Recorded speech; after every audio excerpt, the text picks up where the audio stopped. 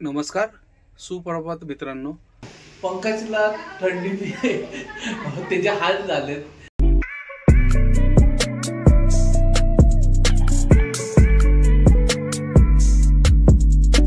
नमस्कार, सुप्रभात मित्रांनो. आजच्या नवीन ब्लॉगमध्ये तुम्हा सर्वांचं स्वागत. सकाळचे 10 वाजलेत मित्रांनो. ऑफिसला जाऊन आलो. आज पण ट्रान्सपोर्टवाला वगैरे काय आला नाही. बहुतेक काहीतरी प्रॉब्लेम आहे त्याच्या घरी, त्याच्यामुळं तो येत नाही असं बोलणं चाललंय ऑफिसला. तो नाही आल्यामुळं गाड्या पण फार कमी गेल्या. 6 टायर एकच गाडी गेली, 12 टायर एक पण नाही, आणि 10 टायर 2 गेल्या. एक गावातली गेली आणि एक पार्किंगमध्ये होती ती एक गेली. आपल्या 12 टायरचं तर काहीच नाही. त्यांचं म्हणणं असं आहे की मिलमध्ये मालच येत नाही वाटतं, कारण की पाऊस चालू आहे सारखा. त्याच्यामुळं मिलमध्ये लाकडच येत नाही, त्यामुळं कटिंग पण नाही. आणि पुण्यात पण पाऊस चालू असल्यामुळं तिथून ऑर्डर नाही म्हणतात, कारण की बांधकाम वगैरे सगळं बंद आहे. कारण की हे जे लाकडं आपण आणतो ते सगळं सेंट्रिंगचंच मटेरियल आहे, त्यामुळं बांधकाम वगैरे पण चालू नाही. त्याच्यामुळं तिथून कोण ऑर्डर देणार असं ह्यांचं म्हणणं आहे. आणि लाकडं तर नाहीच आहेत खरं मिलमध्ये. जरा ह्या ट्रिपला प्रॉब्लेमच होणार आपल्याला, दिवस जास्त लागतील. माझा अंदाज आता पुढचा आठवडाच येईल, कारण की उद्या शनिवार आहे. उद्या तर चान्सेस फार कमी आहे. तसं पण झाले तरी एका दुसरी गाडी जाईल.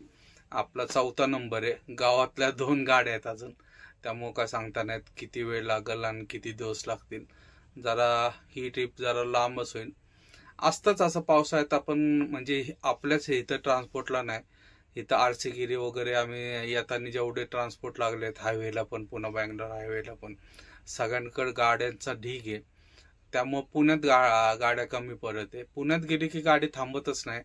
भरपूर माल आहे पुण्यातून. आता कांद्यावाल्या ज्या गाड्या रेग्युलर चालतात कांद्यावर, त्यांचं बोलणं चाललं होतं भाडं पण 200-300 रुपयांनी पुण्यातून वाढलंय इथं येण्यासाठी, कारण की इथं गाड्या अडकतात. इथून लोडिंगचा प्रॉब्लेम आहे, त्यामुळं तिथून भाडे वाढलेत, तिथं गाड्या कमी पडत आहेत. असं हे चाललं. आणि पावसाळ्यात होतातच एवढे 2-3 महिने जरा स्टॅकच होतं. आणि जरा यावर्षी चांगलाच पाऊस चालू झालाय. केरळमध्ये तर बेकार हाल आहे. वायनाड वगैरे मधून आपण येतो. आपल्या मागच्या ब्लॉगमध्ये तुम्ही बघितलं असेल, वायनाडवरून आलोय वगैरे आम्ही, तर ते सगळं वाहून गेलेत. कमीत कमी 200-250 लोक त्याच्यात वाहून वगैरे गेलेत वगैरे. अशी परिस्थिती आहे केरळमध्ये, फार बिकट परिस्थिती आहे. त्यामुळे बघू आता. कुंदन शेटची पण गाडी खाली होते. आज त्यांची गाडी खाली होईल. एक तर ते नारायणला जातील, नाही तर इथं येतील. 10 टायर तशी जर आता पार्किंगला एकच आहे फक्त 10 टायर, त्यामुळं त्यांची पण भरू पण शकते. कदाचित कुंदन शेट माझ्या नंतर येतील इथं आणि अगोदर भरून जातील, असं पण होऊ शकतं. किंवा नाराला पण जाऊ शकतात कुंदन शेट. नक्की नाही, अजून काय होतं काय माहित नाही. आता बघू, त्यांचा फोन येईल आता थोड्याने खाली झाल्यावर, मग कळलं इथे येतात का नाराला जातात. तर बघूयात मित्रांनो. नाश्ता वगैरे तर झालाय. आता दिवसभर आपला मोबाईल आणि आम्ही तेवढंच टाइमपास आहे. तर आजचा दिवस पण आपला पार्किंग मध्ये जाणार मित्रांनो पूर्ण. मित्रांनो, दुपारचे 3:45 वाजलेत. गाडीत बसलो निवांत, कोणच नाही. आता टाइमपास दुपारपर्यंत. तर परत झोपलो होतो. आल्यानंतर उठलो, आंघोळ वगैरे केली, फ्रेश झालो, कपडे वगैरे इथं टाकलेत, आता धुतलेत.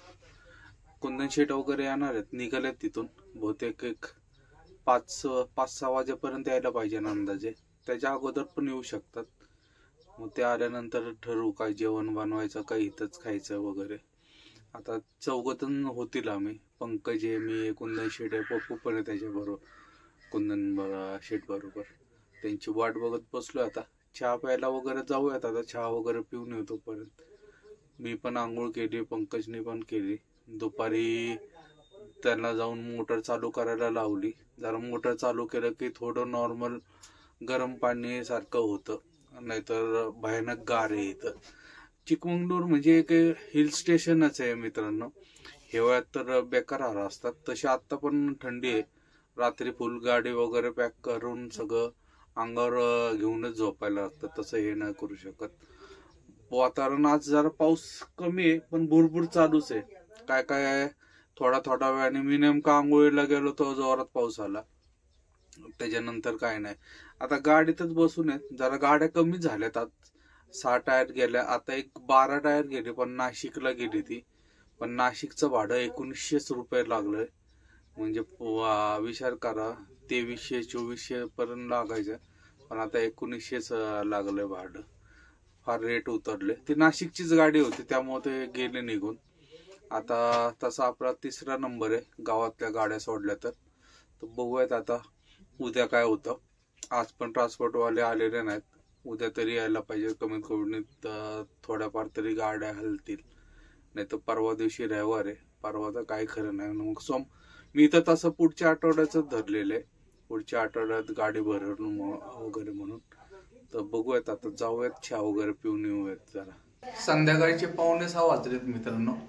आलोय चहा प्यायला. कुंदन शेठला फोन केला होता पण कुंदन शेठ हसनला होते. त्यांना 2 तास लागतील. 7-1 वाजेपर्यंत येतील ते इथं पोचायला.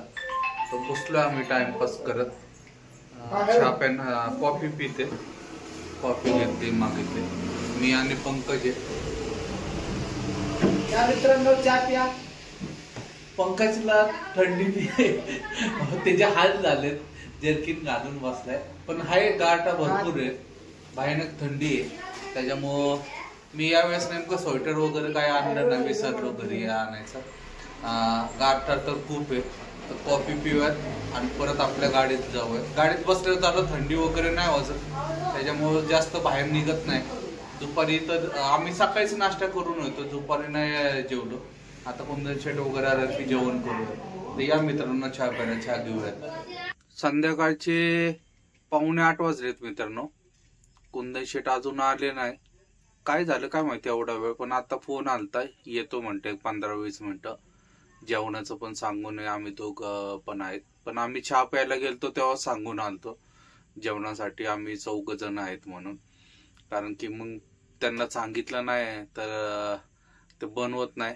कारण की दरवेळेस काय होतं लोक अचानकच वाढतात. कधी कधी वाढतात कधी कधी कमी होतात. त्याच्यामुळे त्याचं वेस्ट फार जातं. त्याला सांगून ठेवलं की मग तो बनवून ठेवतो तेवढ्याच लोकांचं. त्यामुळं त्याला पहिले सांगून ठेवलं होतं की आम्ही 4 जण संध्याकाळी जेवायला. येतील आता थोड्यात. एक 8 वाजेपर्यंत यायला पाहिजे ते. मग जेवायला वगैरे जाऊयात मित्रांनो. आता बघतोय त्यांची वाट किती वेळ वगैरे लागल ते. येतीलच आता थोड्या वेळात मित्रांनो. मित्रांनो सकाळचे 7:30 वाजलेत. आज दुसरा दिवस आहे. ऑफिसला आलोय मित्रांनो. अजून आज पण तो ट्रान्सपोर्टवाला आला नाही. आज पण आपलं लोडिंगचं काय खरं नाही दिसत. तर मित्रांनो कालचा व्हिडिओ आज समाप्त करतो. व्हिडिओ आवडला असेल तर लाईक शेअर आणि सबस्क्राईब नक्की करा. जय महाराष्ट्र. जय हिंद.